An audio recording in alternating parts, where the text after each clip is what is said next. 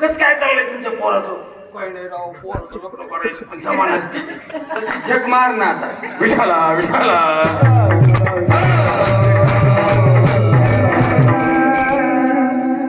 पाठीमागल्या काळामध्ये जे केलेले कर्म आहेत ते आता काही काही लोकांच्या वाट्याला आले. म्हणून माझ्या तरुणांना मला आज सांगायचंय, जे पाठीमागल्या लोकांनी केलं हे तुम्ही आता वेगळं करून दाखवा. काहीतरी स्वतःच एक वेगळं कर्तृत्व करा.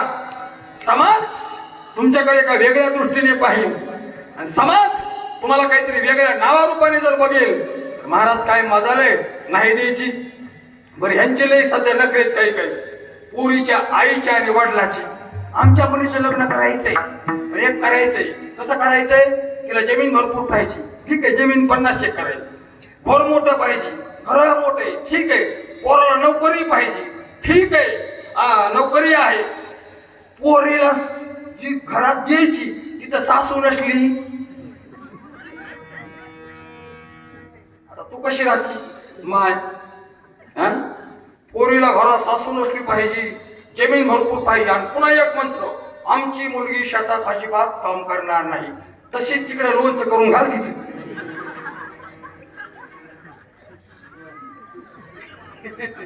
शेतात काम करायचं नाही, जमीन मोठी पाहिजे. जमीन कशाला पाहिजे? शेतात काम करायचं नाही म्हणलं.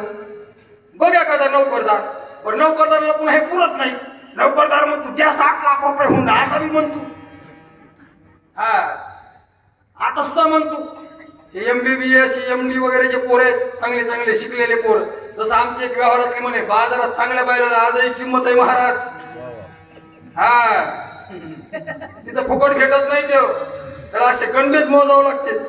तसं आजही घरंदाज पोरं जे चांगले शिकलेले आहेत, हुशार पोर आहेत, त्याला आजही गंडेच मोजावं लागते, फुकट नाहीत ते. आणि बरं, ते पोरी अशा नकट्या वक्ते बघत नाहीत, सरळ असे कात्या पोरगी बघत आहेत ते सुद्धा.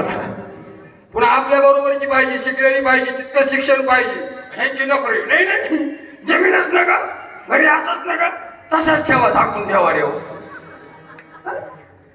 पुन्हा काळ पलटल्याशिवाय राहणार नाही, ध्यानात ठेवा. काळ पुन्हा करता राहत नाही.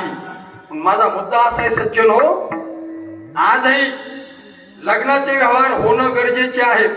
पटपट करावे. एक वाक्य सर्वांची माफी मागून बोलतो महाराज, अगोदर माफी मागतो. जर ज्या त्या वेळेत मुला मुलीचे जर लग्न नाही झाले तर काळ